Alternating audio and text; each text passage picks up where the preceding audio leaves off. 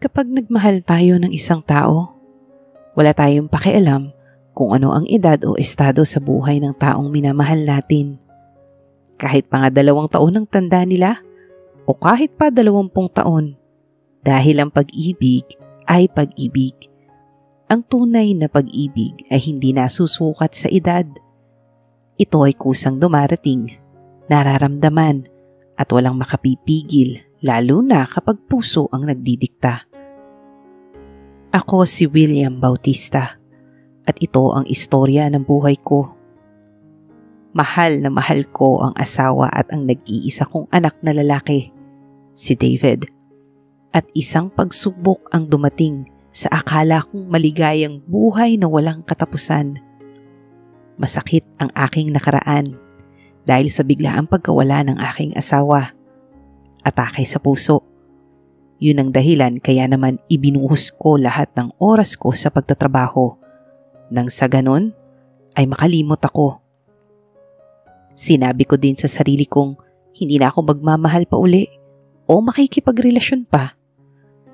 Pero dahil sa mga ginawa ko, sa halos pag-ubos ng oras ko sa kumpanya, sa pagpipilit na mawala sa isipan ko ang aking asawa, unti-unti, hindi ko na namamalayang nawawala na pala ako ng oras para sa aking anak at isang lihim ng aking anak ang kailangan kong malaman. Sa labis na takot ni David na baka malaman ng kanyang ama ang tungkol sa kanyang kasarian, ay pinakiusapan niya ang kanyang matalik na kaibigan na si Angelica na magpanggap bilang kanyang kasintahan. Hindi naman nagdalawang isip si Laika na pumayag dahil si David ang dahilan kung bakit siya nakakuha ng full scholarship sa kolehiyo.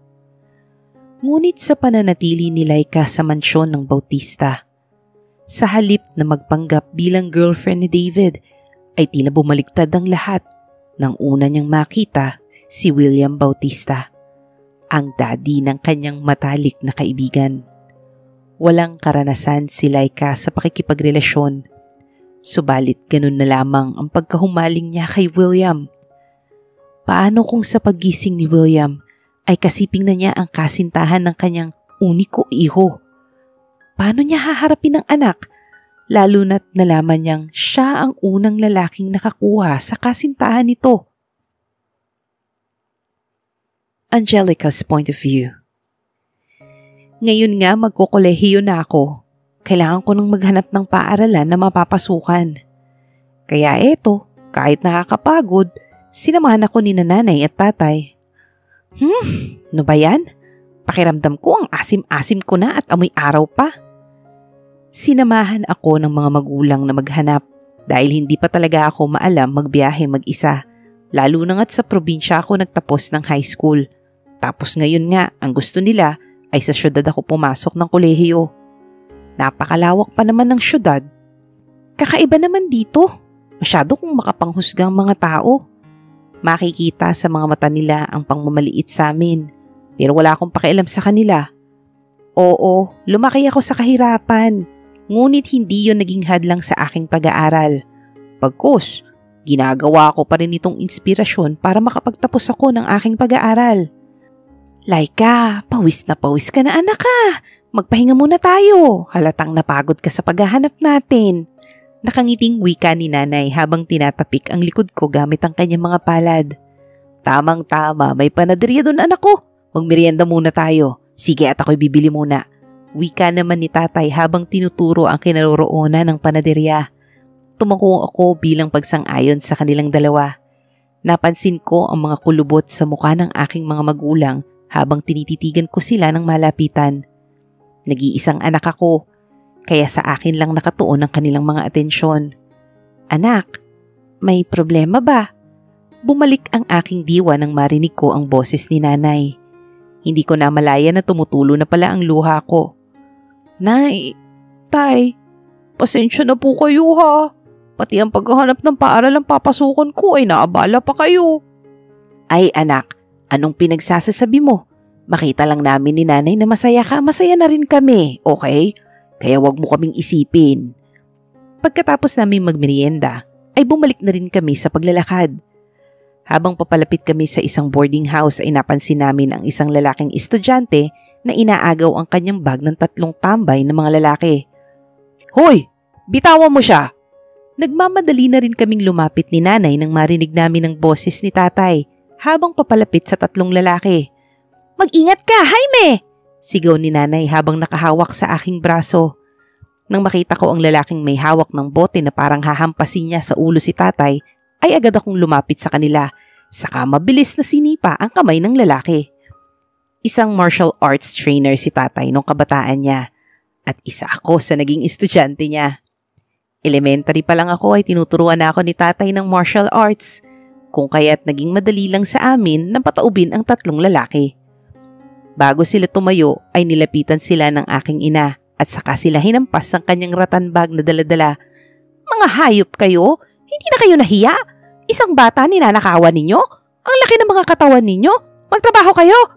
Bulyaw ni nanay sa kanila, saka nag-uunahan na sila sa pagtakbo. Nang makaalis na ang 3 lalaki, napansin ko ang panginginig ng lalaking estudyante na sa tingin ko ay magkasing edad lang kami, kaya hindi na ako nagdalawang isip na lumapit sa kanya. Kinuha ko ang bag niya na nasa kalsada at iniabot ito sa kanya. "Ayos lang yan, sige na, umalis ka na baka bumalik pa ang mga lokong yun," natatawang sabi ko sa kanya. Biglang kinurot ni nanay ang singit ko nang marinig niya ang sinabi ko. "Aray!" Bigla kong sigaw. "Anong sinasabi mo anak? Mas lalo mo lang tinatakot yan eh," bulong ni nanay sa akin. Maraming salamat sa inyo," maikling wika niya. "Siya nga pala iho, malapit lang ba ang uuwian mo dito?" tanong ni tatay sa kanya. Umiling ito. "Malayo pa po." "Ganun ba? Mabuti pa pumasok ka muna sa boarding house ng anak ko. Kung gusto mo, ihahatid ka na lang namin mamaya. Magpahinga ka muna." "Pero tay," putol kong sambit. Hindi ko na natapos ang sasabihin ko dahil pinigilan na ako ni tatay. "Mabuti na rin yun, nak, para makabisado mo ang lahat ng kalye rito sa San Lucas." Pagpasok namin sa boarding house, binigyan agad ni nanay ng tubig ang lalaki. "Uminom ka muna ng tubig, iho. Siya nga pala, ano nga ang pangalan mo?" "Maraming salamat po. David po ang pangalan ko." "Ako nga pala si Martha at siya si Jaime. At ito naman ang nag-iisang anak namin, si Angelica." "Laika na lang ang itawag mo sa akin. Siya nga pala, saan ka nag-aaral?" tanong ko sa kanya. "Sa San Lucas de University." Maikling tugon niya. Napaubo ako nang marinig ko ang sinabi niya. "Talaga? Di ba ang universidad na yun ang pinakamahal dito?" Tumango siya. "Ikaw, saan ka nag-aaral?" wika niya. Yan ang dahilan kung bakit nasa kalye kaming 3. Kaninang umaga pa kami naghahanap ng paaralan na mapapasukan nitong anak namin, pero wala kaming mahanap. Biglang sabat ni tatay. "Bakit naman po?" "Naghahanap kasi ako ng scholarship para hindi mabigat kina nanay at tatay." Gusto mo bang mag-aral sa San Lucas de University?" Muli na naman akong napaubo dahil sa sinabi niya. "Ay naku, salamat sa alok mo pero wag na." Ngumiti ako sa kanya. Biglang may kinuha si David sa bag niya at inabot sa akin. "Gamitin mo to, Laika. Full scholarship ito ng San Lucas de University. Hindi mo na kailangan magbayad ng tuition fee dahil lahat ay sakop na ng scholarship program na ito. Kahit ang iyong mga uniforme, gamit sa paaralan at sapatos ay libre na rin." Napanganga ako nang marinig ang sinabi niya. Pero, nauutal kong sambit. "Naku, David! Baka sa'yo ang scholarship na yan. Baka pagalitan ka ng mga magulang mo pag nalaman nila na binigay mo yan." Nag-aalalang wika naman ni nanay. "Huwag po kayo mag-alala, Nanay Martha. Mas kailangan po ito ni Laika. At saka hindi nyo na po kailangan magpadala ng allowance kay Laika kada buwan dahil may libreng allowance din ng scholarship na to." "Sigurado ka ba rito, anak?" wika ni tatay sa kanya. "Opo, Tatay Jaime. Utang ko sa inyo buhay ko. Kung hindi dahil sa inyo, baka pinagsasaksak na ako ngayon ng mga magnanakaw na yun eh." "David, kung iyon ang dahilan kung bakit binigay mo sa anak namin itong scholarship mo, huwag mong intindihin yun. Masaya kami dahil nakatulong kami." Paliwanag ni nanay kay David. Ngunit nagpupumilit pa rin si David. Sa halip na kunin niya ang scholarship certificate, ay sinulatan niya ito ng aking pangalan. "Paano? Magkita na lang tayo bukas sa San Lucas de University." Nakangiting wika ni David. Saka siya umalis. Halos hindi kami makapagsalita dahil sa ginawa ni David. pati apelyido niya ay hindi ko na natanong dahil sa labis na kasiyahan na aking naramdaman. Kinabukasan ay maaga akong pumasok sa San Lucas de University dahil ayaw kong malate sa unang araw ng aking klase.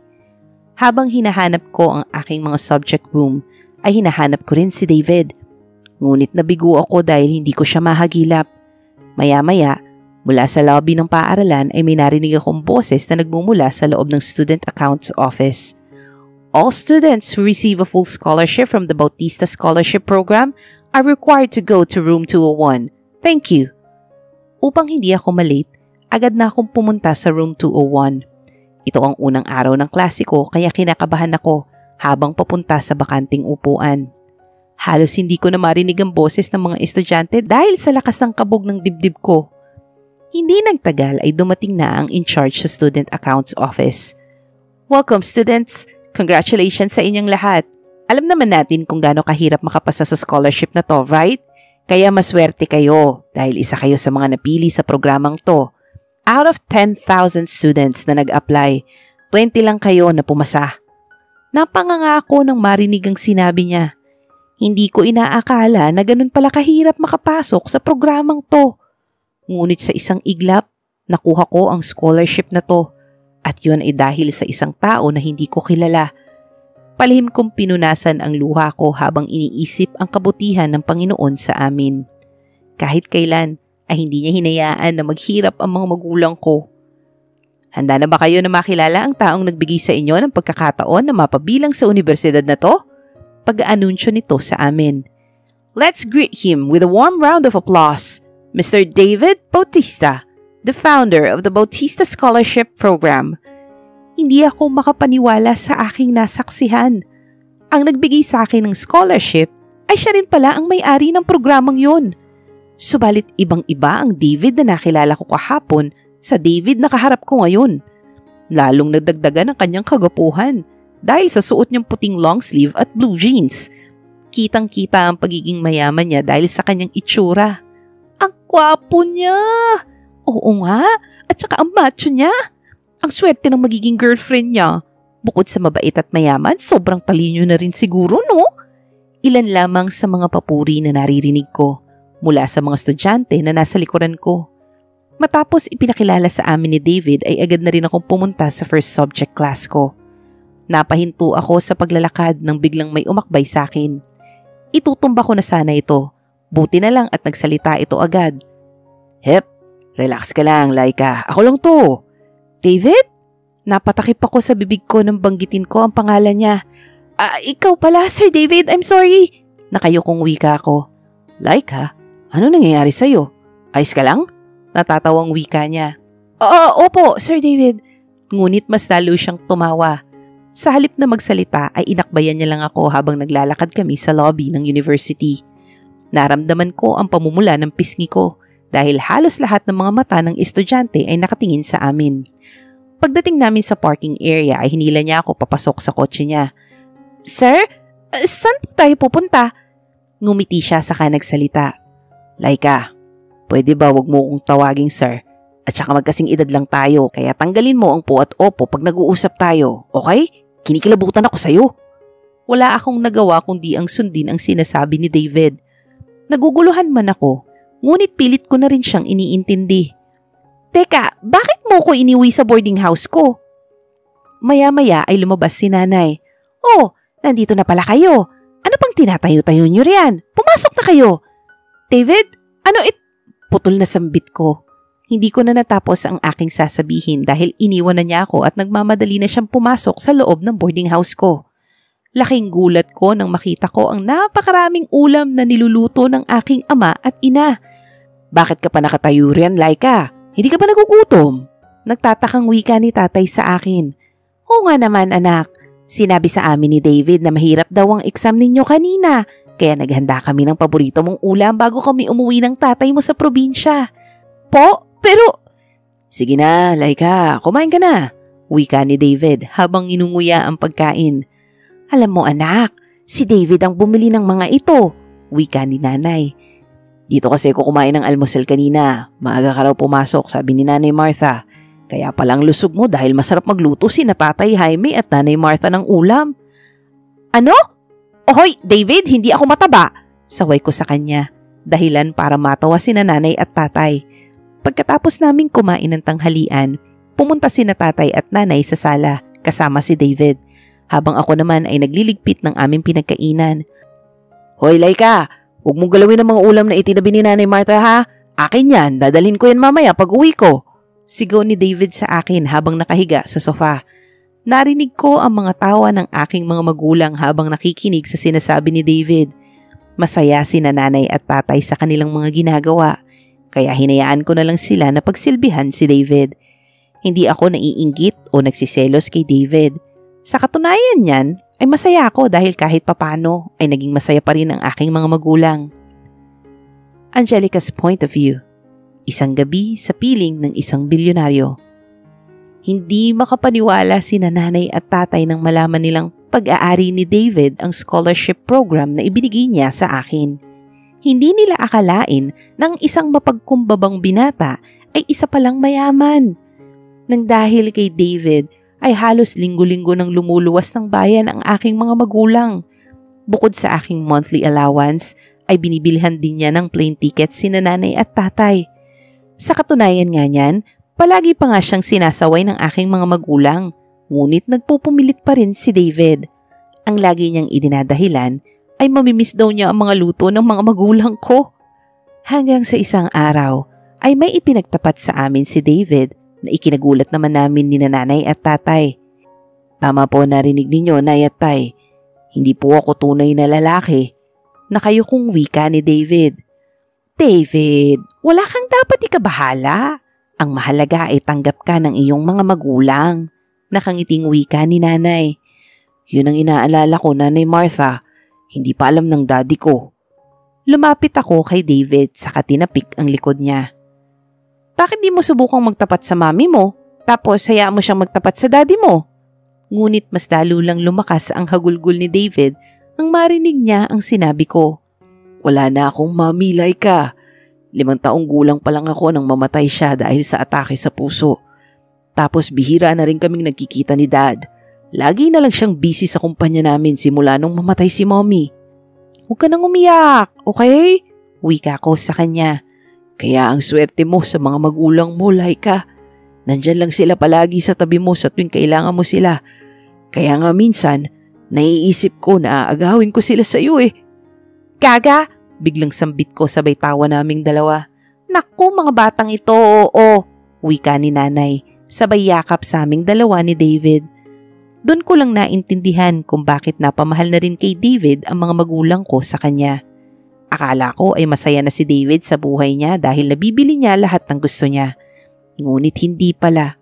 Dahil sa kanya ay naunawaan ko ang tunay na kaligayahan at yun ay ang pagmamahal ng mga totoong tao na nasa paligid mo. 3 taon na ang lumipas simula nang makilala ko si David. Ang aming masayang pagsasamahan bilang matalik na magkaibigan ay lalo pang pinatibay ng mga panahong nagdaan. Ilang beses na rin niya kaming dinala sa mansyon nila. Lagi pa nga niyang inaasar sina nanay at tatay na sa mansyon natitira. Ngunit mas pinili pa rin ng mga magulang ko na sa aming probinsya tumira. Parang tunay na magkapatid na rin ang turingan namin sa isa't isa.